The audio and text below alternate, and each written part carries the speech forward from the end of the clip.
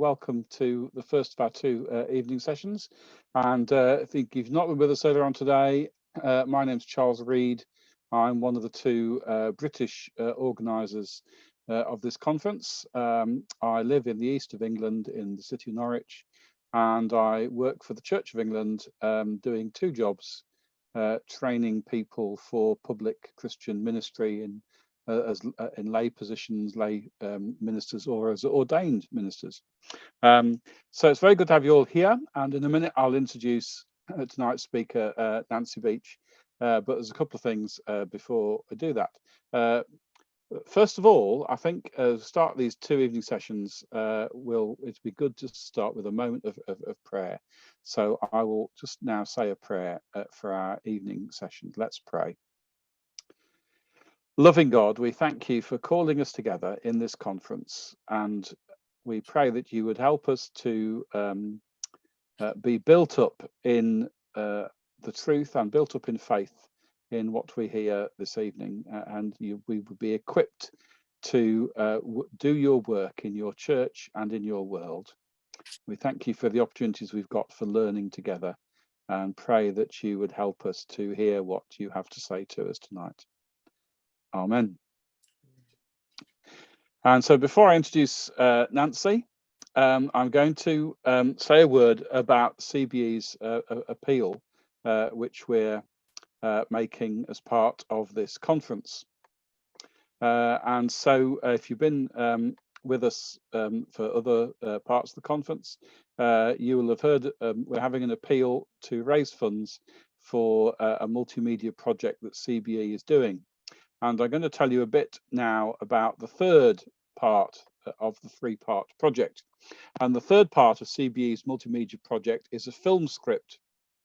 CBE is working in collaboration with award-winning film director, writer and producer Brandon Dickerson, and is preparing a feature film on the life of Catherine Bushnell, who was an early evangelical medical missionary, Bible translator and egalitarian activist. Now, Brandon Dickerson has just finished sketching Catherine's story in preparation for writing the script. And he sent us a sneak preview of what he's been writing.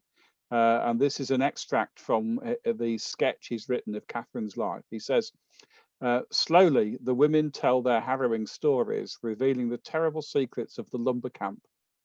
Kate gathers the information down in her journal, but it breaks her heart not to take the proof to the authorities, so all the women from all the camps might be rescued. So that's part of the story that we hope will be turned into the feature film. Now, the cost for the script is $20,000, and you can help CBE develop this important film to demonstrate the impact of women's leadership through the story of Catherine Bushnell. You can use your app for this conference to go to the community board and find a link to click on that says link to donate. If you want to look at this information again about this part of the project, you'll find it in your app documents under film script project. So do, there we go. And there's, do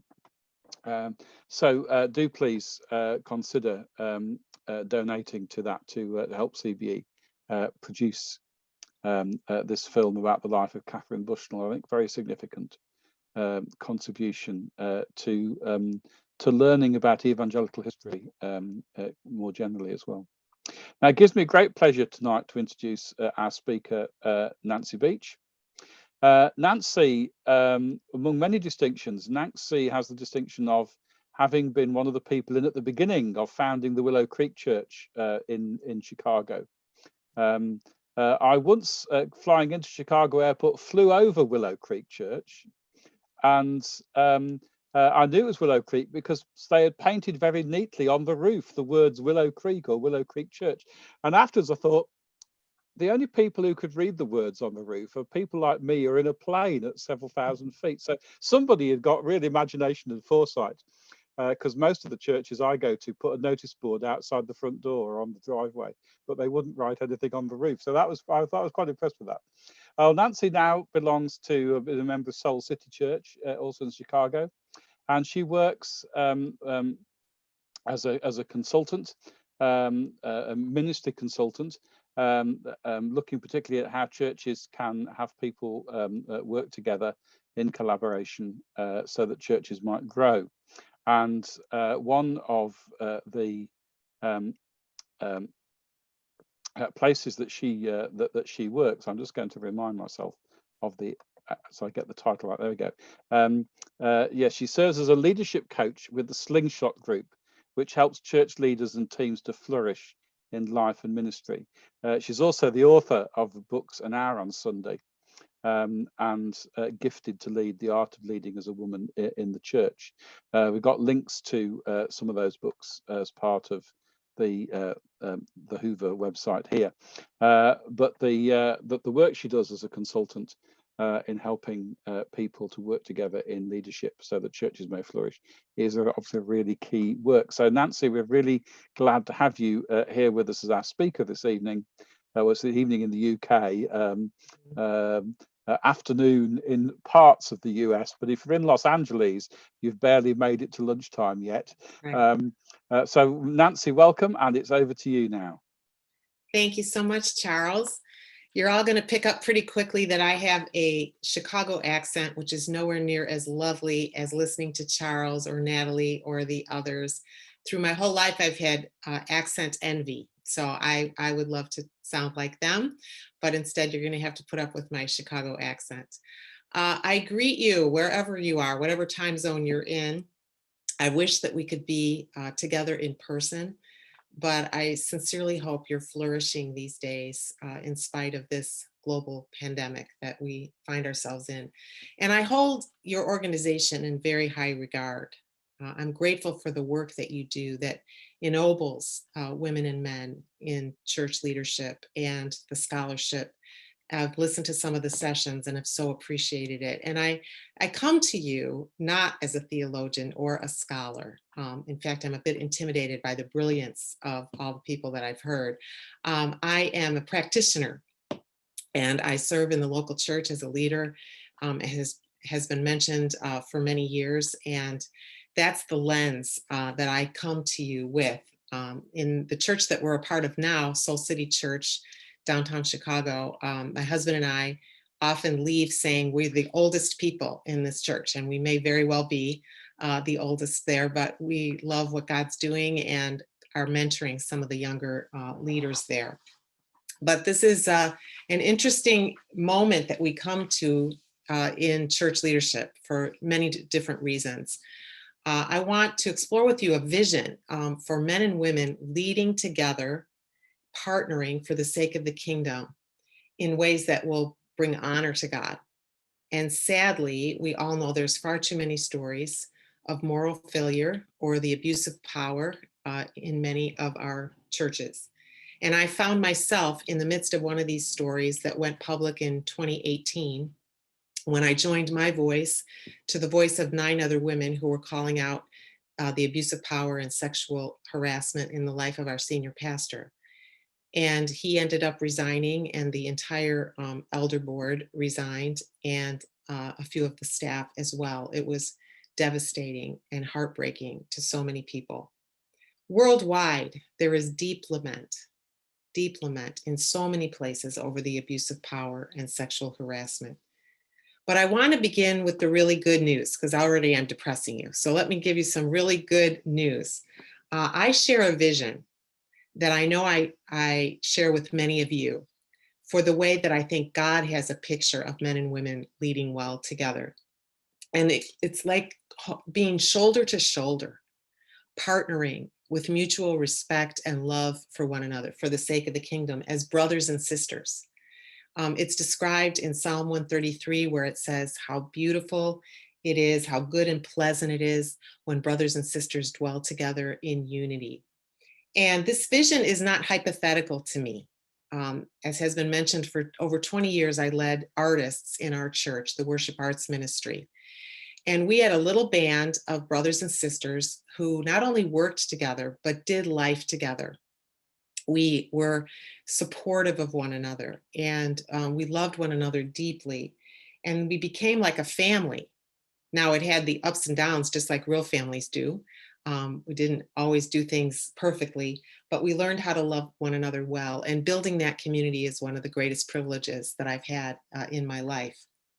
So now we come to this moment where I think, because of all the stories that we've heard, and maybe you've been involved personally in some difficult church situations, I think we wonder if it's possible. Is it possible for men and women to work in a healthy way together without it going towards sexual sin or the abuse of power? What will be required if we're going to go forward with healing and with health? Well, first, I think that each of us need to know the story that we bring to this moment, to this conversation. Each of us, whether you're in the business world or the academic world or a nonprofit or the local church, you bring a perspective that's based on the story of how you grew up, the family that you were forged in, your earliest experiences in school or your first jobs in the marketplace, the home where you grew up. So here's some of my story. I'm a baby boomer, grew up in the suburbs of Chicago. My father would get in a car every morning and go to a workplace, and my mother never did. She was a full-time stay-at-home mom. She didn't even have a driver's license. So she was like always home. She was always home. And that's what I saw in my family. Now, the little church we went to was a neighborhood church. It was just 3 blocks away. And at that church, which in many ways was a wonderful community of faith, but in that church, I only saw men leading up front. Men did the sermons, men did the announcements, men led the worship. The only exception to that was a woman who sometimes sang a solo, and some of the women in the choir. But otherwise, it was all men. And you may have ever gone to a church like this. It looked like they were sitting in thrones up at the front of the church. They were sort of ivory colored, and they looked very serious. These men in their suits kind of lined up in the front of the church. And in that church, men could become deacons, and my father was a deacon.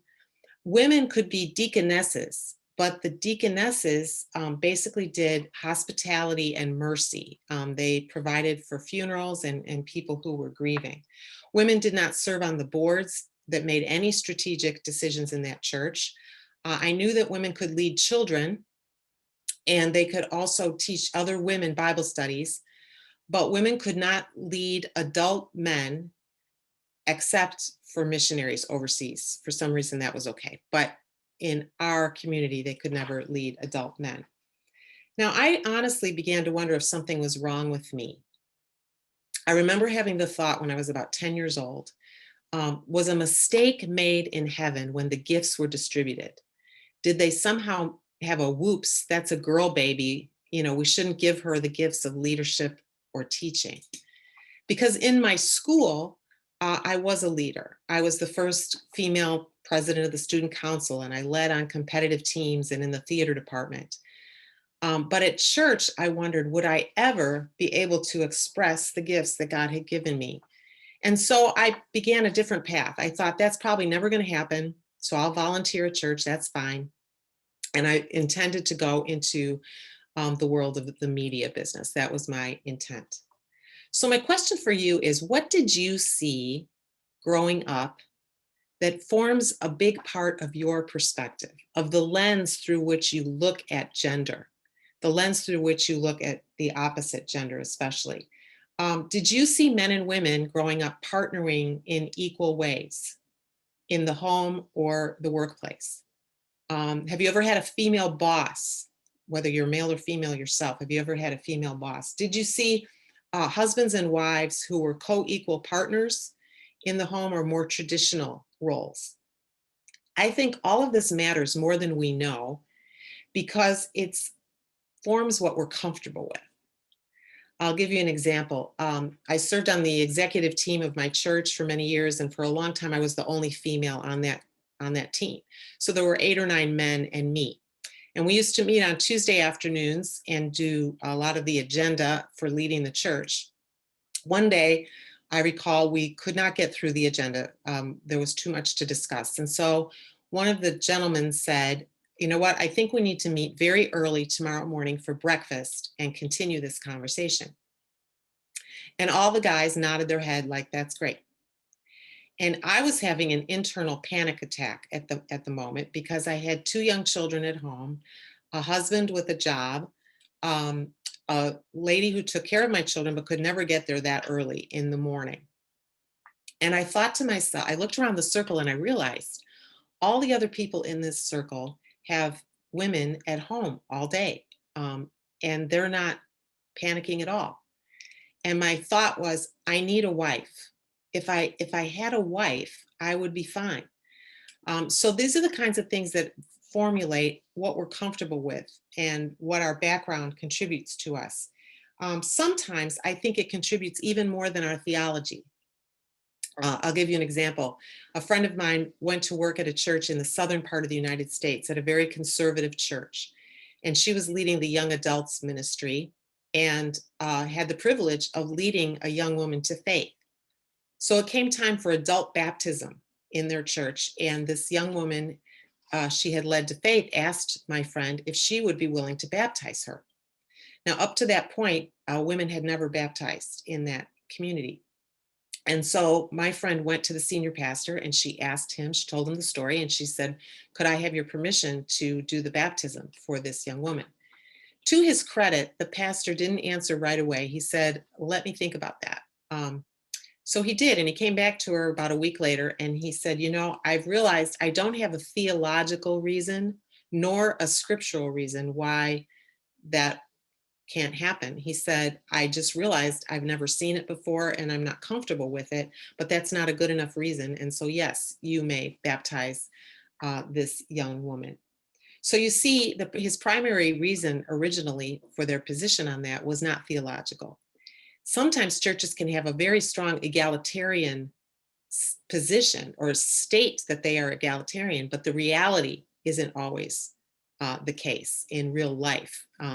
And so you have to look around and poke around a little bit to figure out what's really happening.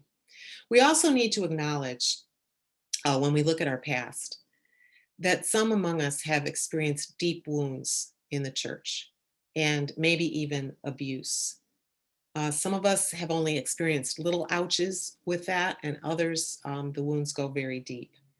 So I believe that before we can move forward in our churches with men and women working well together, in some places there needs to be space made for lament and for confession and for transparency, for grieving where we have gone wrong.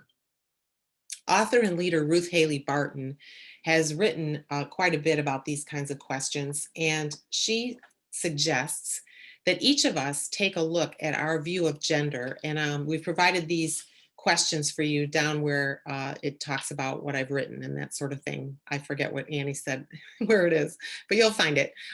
We've listed these questions for you, but I'm going to read just a couple of them. And these are for us to ask ourselves. One is, what biases and generalizations do I make about the other gender? Do I assume, for example, that men do not have real feelings, or that women are so relational that they can't make tough decisions? Secondly, is there anything in my behavior or in the culture of our organization that would make members of the other sex feel uncomfortable or discriminated against? Next, do I use any labels or make jokes or display cartoons or pictures that might offend members of the other sex, making stereotypes or generalizations? And then one more example, am I significantly more comfortable with members of my own sex than with members of the other sex? And why? Think about that. And am I willing to push beyond my discomfort so that I can be more at ease? I'm working with a church here in the United States right now on their culture. And one of the things they're looking at is their unconscious bias toward people of the opposite gender. In fact, it's a big blind spot for many people, but the truth is we all carry some unconscious bias. And this particular group is realizing that they've made little comments. I noticed about 4 of them in one meeting when I was with them. Men about women. Women were so sensitive, things like that. They're just these comments. But also studies have shown that men tend to interrupt women. You can clock that in a meeting and take a look at how often that happens. And it's almost always men interrupting women as opposed to the other way around. So we begin by understanding the story that we bring. Next, I think we have to assess our current reality. Whatever team you're a part of, some of you volunteer in various places, some of you are working in an organization, whether it be nonprofit or business, it doesn't matter, or a church, but assess the current reality of men and women and how they're doing with one another in terms of how they're working together. For just a moment, I'd like to speak to the men among us. If you're a male leader, why not invite a few women from your organization to go to lunch or to come into your office and to have a dialogue and ask them some key questions about what their experience is like in your organization. Don't assume that you know, but ask them some questions. Here's a few you could ask, and these are also available to you. What kinds of opportunities have you found in our organization? Do these opportunities line up with your interests and passions? Ask them, how safe do you feel in our organization on teams with men when you want to express your point of view? Do you feel heard? Do you feel like your voice is welcome? Another question is, what kinds of limitations have you sensed here for the full use of your abilities? Do you feel freedom, or do you feel like there's a ceiling on what you're able to do? Another question is, have we clearly articulated in this organization our position on women in leadership in a way that makes sense to you? There's a lot of organizations where it's just fuzzy and people don't even know what the position is. Do the male leaders and communicators ever say things that are less inclusive than they need to be, or sometimes hurtful, even if we don't realize they're hurtful? And then finally, just a wide open question. Men, you could ask, what else is important for me to know? And then I encourage you to listen. If you have the courage to ask those questions, try to listen, let go of being defensive. Just listen and learn what it's like for the women in your culture. And I guarantee if you initiate these kinds of conversations, your own sense of urgency about this issue of men and women leading well together will definitely increase. I've been noticing in the evangelical world, which is the world that I've been a part of my whole adult life, even my childhood, that I think we have a tendency to overcorrect. And I want to talk about that for a moment. We swing pendulums, okay? For example, for a time, a local church might focus exclusively on evangelism. And they might be reaching out to people far from God. And then we say, oh my goodness, this church is full of nothing but baby Christians. There's no depth here. And so we go all the way over and say, all we're going to do is spiritual formation. So we swing back and forth. Or maybe preaching in a church for a season is very topical, approaching felt needs and making sure that it's very practical. And then all of a sudden we notice and we say, oh my goodness, our people are biblically illiterate. They don't know anything about the Bible. So we swing the pendulum way over. I know some churches that have done this, where now the only thing we teach is a book of the Bible. We only do a couple of verses every single week, and we don't apply anything. We just fill people's minds with knowledge. And that's our aim. So we're good at swinging pendulums. Well, here's my concern this past couple of years with the Me Too, Church Too movement and all of that. Our fear of potential failure on the teams that we're a part of may drive us to conclude that the answer is to swing the pendulum all the way to men and women, go back to your separate corners, separate the genders as much as possible, come up with 20 more rules about how we can't be together in an elevator or in a car, which, by the way, makes it very difficult for women to lead if you can never be alone with a man or be trusted to do that. And it also is like assuming that women are the people who are going to entice men to some terribly bad behavior. And I really believe that an overcorrection like this would be a tremendous loss for communities of faith. There's another pathway. There's another way forward to healing and health. And this requires us to move past our fear and our safety zones and to pay attention to allowing Christ to make his home in us, to dwell in us so completely that it would be unthinkable for us to look at anyone that we work with as a sexual object. We become so surrendered to Christ on a daily basis that we treasure the opportunity to love one another as brothers and sisters. In the New Testament, those terms are used frequently, and it meant a lot back in the first century culture to call someone your brother or your sister. It's a beautiful expression of the kind of relationship that I know we all long to have. So let's get really practical for just a moment.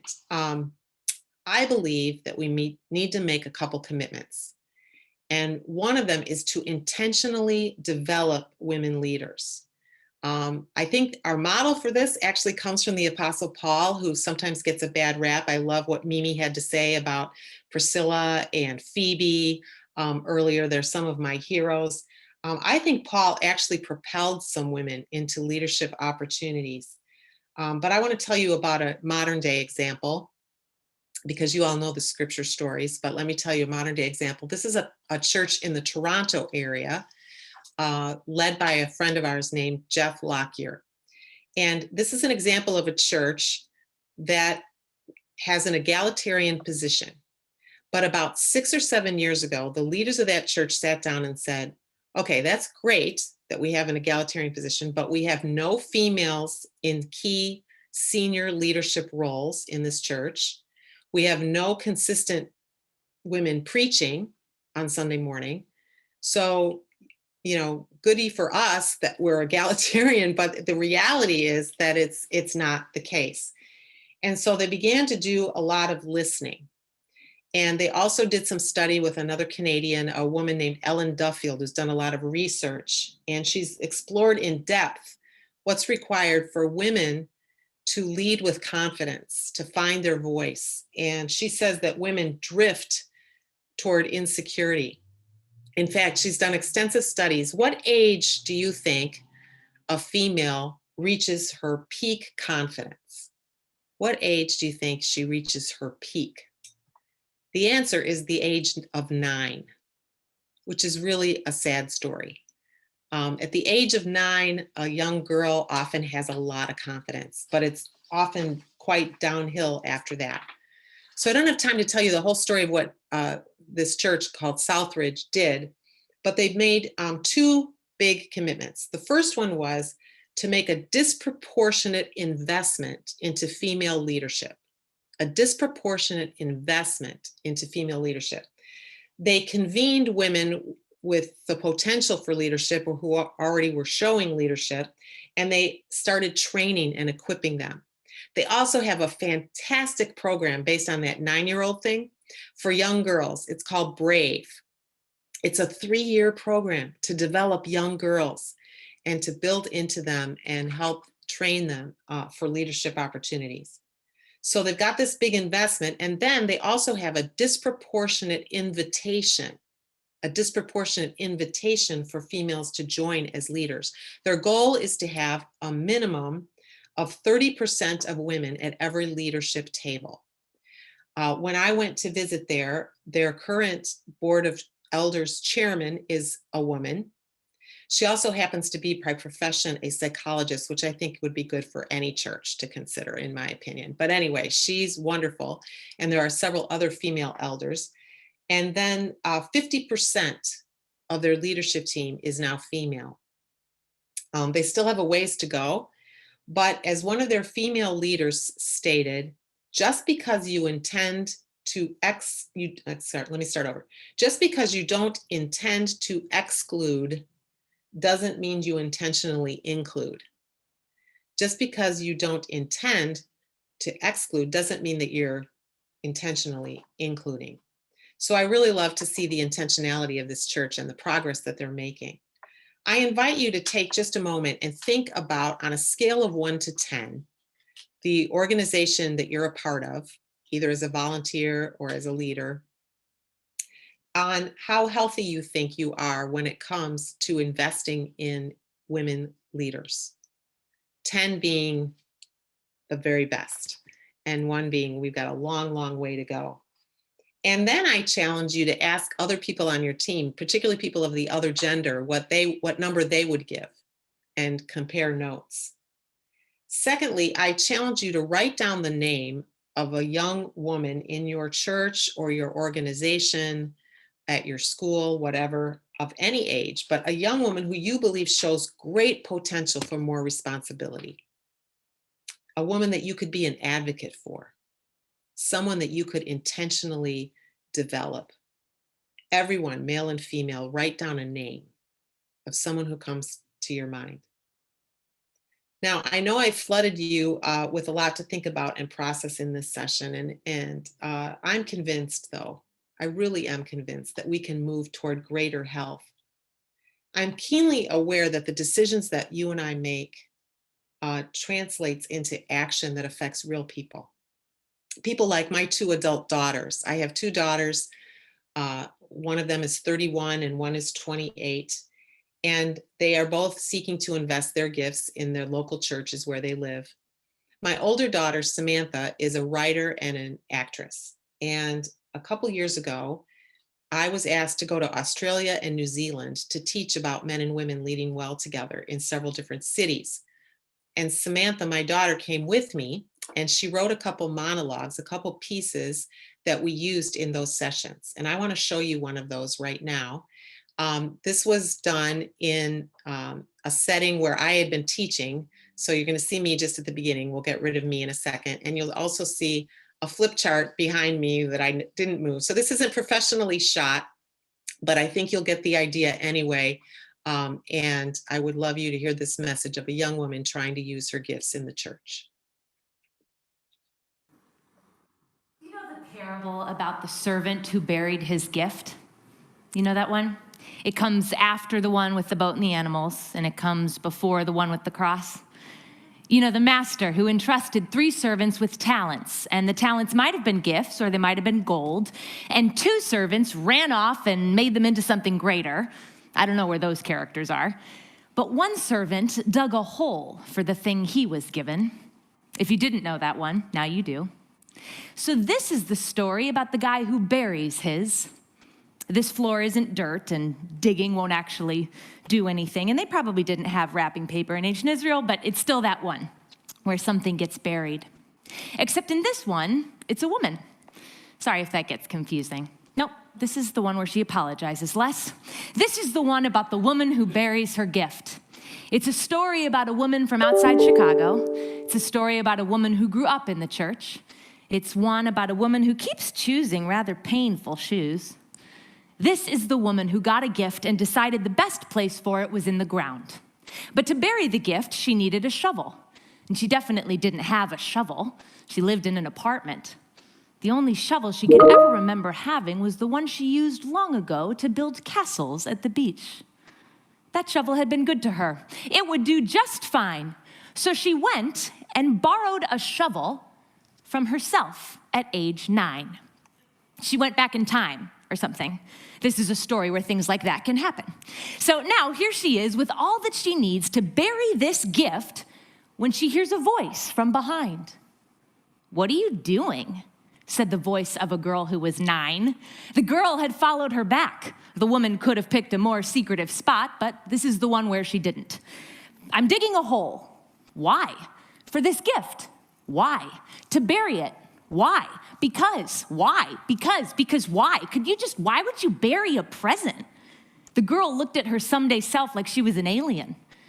"Someone gave you a present and you're not even gonna open it?" The woman looked at the girl who she used to be and said a thing she swore she'd never say. "You'll understand when you're older." And would you believe it? In this story, the little girl proceeded to grab the present. "No way, I'm opening it." The woman lunged. "No." The girl held fast. A tug of war. This is the one where the little girl is way stronger. She says, "Look at my muscles. I'm fastest in my class." Her shoes look way more comfortable, and with her hair pulled back, she is free in a way that the woman forgot that her body could be. The girl makes a silly face. The woman is startled to remember she had ever been so expressive. The girl is winning. You can tell she's used to it. She says what she means. "Give it to me, please." And she says this so deep and so loud and so bold, the woman can't believe a voice like that had ever belonged to her. The girl says, "Come on, I want to show it to the Collins." "Oh, This story has two Collins in it, Colin O and Colin S, the 9-year-old's best friends. The 29-year-old lets go of the box.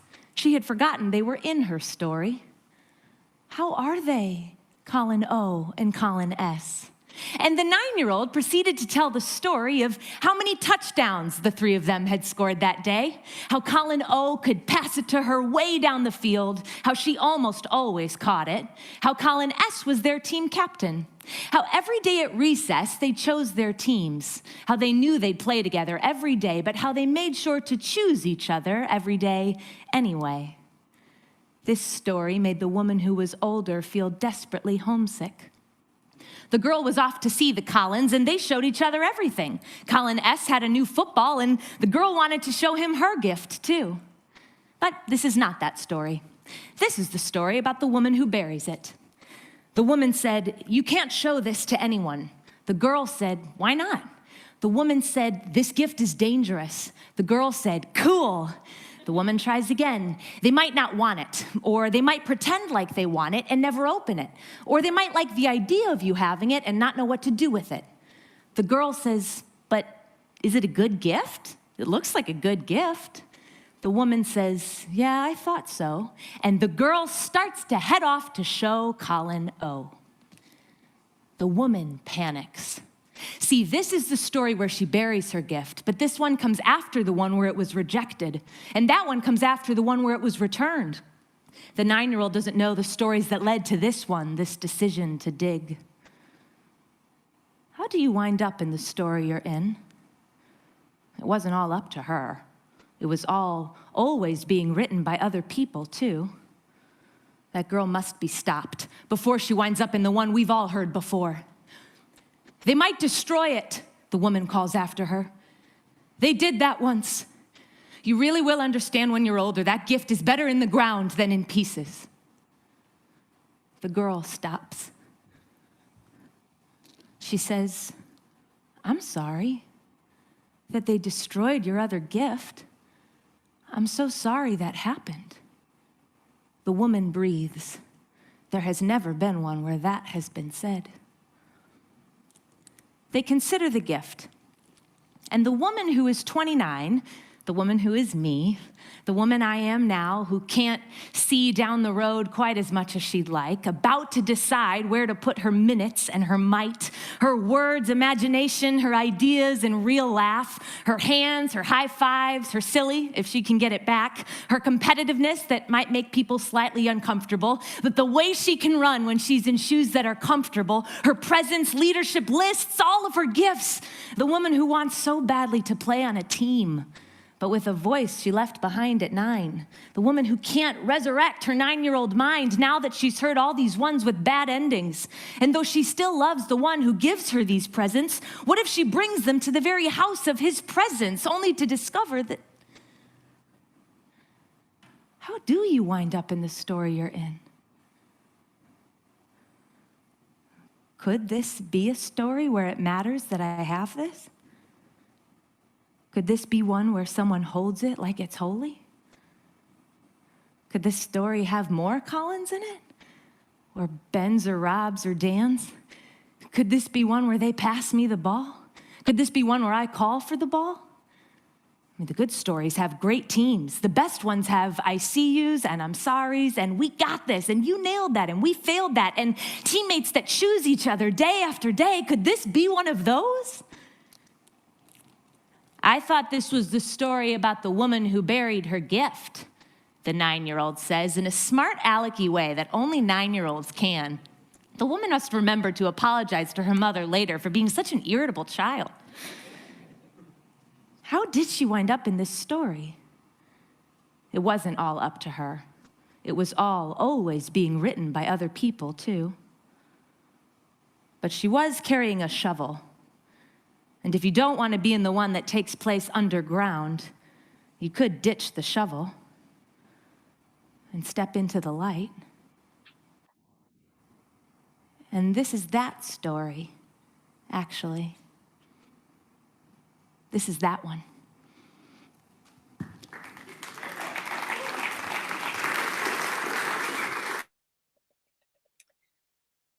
I'm hoping that you will hold on to that image of a young woman holding her gift, wondering if she'll get chosen, if she has a place, if she has a voice.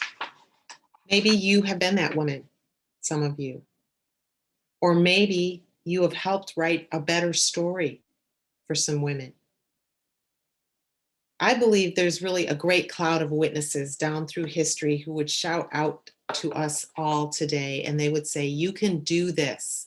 You can do this, all the way back to Adam and Eve and Miriam and Moses and Deborah and Barak and Esther and Mordecai and Priscilla and Aquila and Paul and Phoebe. Let us not allow our fear to keep us from the vision that God has for men and women working well together. You know, I mentioned the team of artistic leaders that I had the chance to lead for over 20 years. None of us work together anymore, but we still join each other around a meal periodically, and we reconnect. We walked through so many highs and lows together. We watched one another's children grow up.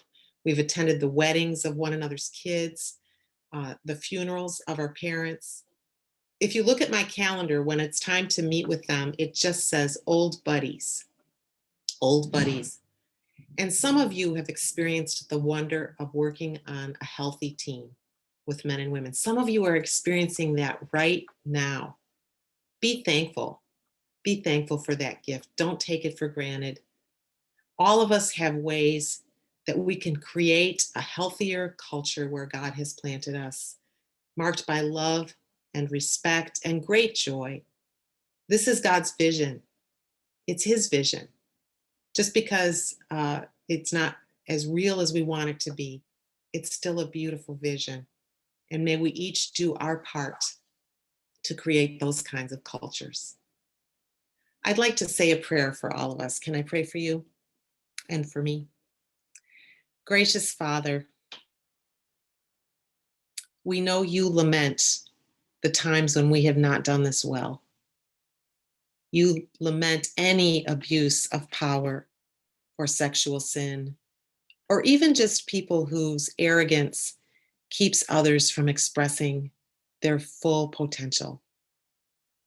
God, I pray that every man and woman on this call, that every single one of us, wherever we have an opportunity to contribute to a culture, whether it's in our family, our neighborhood, our church, an organization where we work, a university, wherever it is, God, may we do our part to be brotherly and sisterly to one another, to listen well, to notice our blind spots, to communicate and say, how is it going for you? How could it be better? I pray, Father, that our churches would be places, of all places on the planet, where people could point and say, look at how well they love one another. Look at how they respect each other. That's the kind of communities we want to be a part of. And we pray that you would guide us towards that end. Thank you for every person represented here. I pray a blessing on their family, on their local church, and on their organizations. It's in the name of Jesus we pray. Amen.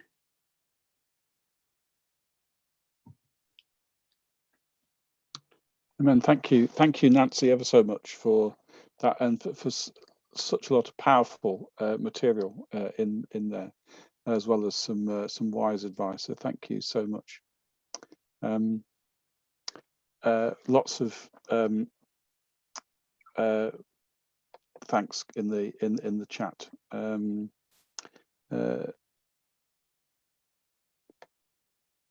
As well as people, generating some interesting comments and questions there.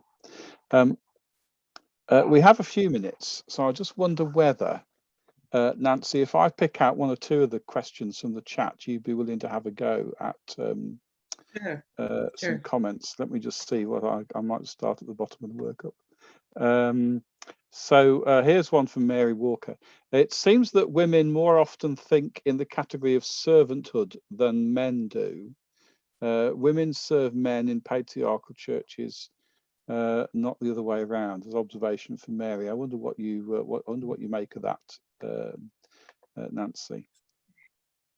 Would women Yeah, think I'm more, sure many of natural? your Yeah. many of Mm, your minds probably jumped where mine did, which is that image of Jesus washing the feet of his disciples. mm, And I think we're all called to servanthood. And sometimes people look at females and say, well, they're the more nurturing, gender, and expect us to serve more mm, than men. And I think a beautiful thing that I've seen is when men take the back seat sometimes, or in a meeting when men say, what do you think? And that's an act of servanthood. mm. That's making space for the voice of women. And I think, we're all called to that. So I don't believe it's a gender thing. Now, culturally, yes, but that's not how it's meant to be. Yeah, thank you. Let me see what else we got here. Um, oh, that's better. I'd lost some of the chat. People asking if they can access the video that you showed of your daughter. I think we might be able to work on Um, that. yes, it's available on her website, which I believe is Samantha.Beach, Beach, at Mm, Gmail. I think, I don't know, that's her website. It's Samantha.Beach. And then you mm, look under my work, and there's several of her mm, videos, and she's got more than one on there. One of my favorites that we also did in Australia and New Zealand, I mm, don't know if you've ever seen these enormous puffy suits that you can mm, blow up. So she walked out in one of those, and it was the church's solution to women and men not being tempted with one another. And she wore this mm. ginormous suit the whole time she was talking. And it starts very funny, and then it gets actually quite sad that this is what it's come to, kind of thing. So that's on there too, I believe. But if you go to her website, you can find it. Yeah. There's an interesting comment here. Oh yeah, that's from Annie Weinman. It says, what about changing the culture as well? Because even if you hire and invite women to be in leadership, if you don't change the culture to make space and adjust, then the women will not be able to stick around. And the example of you gave of the morning breakfast meeting. Right. Um, um, uh, we had this kind of debate in the British Parliament, believe it or not, because I don't know how this works in the US government, but in the British Houses of Parliament, if they're having a debate, it can go on late at night and on into the small hours of the morning because there's no ending time. And it was pointed out that this disadvantaged members of Parliament who'd got childcare responsibilities and Mhm. needed to be home in the evening, and that was mainly women members of Parliament. So that you could put a lot of energy into getting women elected to Parliament, but the culture didn't recognise, for example, women as often having childcare responsibilities. So I think that's an interesting question to Andy about the need to go beyond the kind of hiring and speaking things into the changing of the culture. Yes. And, I do a lot of work with church teams on culture. And one of the things I think we have to recognize is that every one of us contributes to whatever culture we're a part of. Every time we show up, we're either a positive contributor to that, or we're making it less healthy. And I don't think cultures change real quickly, but they change when we have honest conversations about what it's like, what it feels like to work somewhere. Um, Mm, uh, Patrick Lencioni calls it, who will we be while we do what we do? Who will we be while we do what we do? Like, what kind of people are we going to be? mm, And if women are in the minority in a certain culture, it's going to be more challenging, but I think they can come together and say, could we have some conversations about what it's like from our perspective? And a lot of times I think the misses that we make are not intentional. At least I try to believe the best. And I try to believe that who's ever leading the organization maybe just doesn't see this. But if we can talk about it, and then it's not a blind spot anymore, mm, we can start to mm, transform cultures. But it's going to take one person at a time, showing up with honesty and having those dialogues. Yeah, that's what I think. And I think that's how it's very often people don't know the culture needs to change because they've never examined the culture. They can't Right. see the big problems. The story I hear in the church where I work, in the Church of England, from single female clergy, is that their congregations are really glad they've got female clergy working in their church as pastors. But they kind of assume that their single female clergy are going to work 6 days a week, including Sunday, have one day off. And then the single clergy say, female clergy say, well, I just need some time to kind of do the chores, clean house, and then do some cooking and go shopping. And the congregations think, oh, I suppose you do, but we kind of assume that when we've had married clergy, male and female, that their spouse is going to go and do those things so that the clergy person can work 6 days a week. They don't make the same assumptions about single male clergy. I notice that they assume they're going to need time off to go and do the shopping and do the chores. Right. But the congregations that I'm thinking of are horrified when you say to them, haven't you made some strange assumptions here that are kind of gender biased? And they're very horrified and say, oh, we never thought of that, because they've just never seen it until somebody points it out. Right. Yeah, and I think there is a divide sometimes between single folks. I had some single people on my staff, and I realized, you know what, they need a Sabbath too. They need fun in their life and rest and all of that. Yeah. And I shouldn't be treating male or female single people differently from married people. Yeah. Yes, it's a multiple thing, isn't it, when you start to unpick it and examine it. So Nancy, that great. Thank you ever so much for opening up all those questions. Thank you particularly for the video, which I think has spoken very powerfully to people. Good. And thank you for, I think also want to say thank you for alluding to the difficulties that you've lived through at Willow Creek, because I think naming some of those things is immensely powerful and liberating to people. So thanks ever so much for your Thank you, contribution Charles. this evening, and bless you in your work. And thank you to Annie. Annie helped. Yes, and thank you for Annie, Thank who you. who continues to do sterling work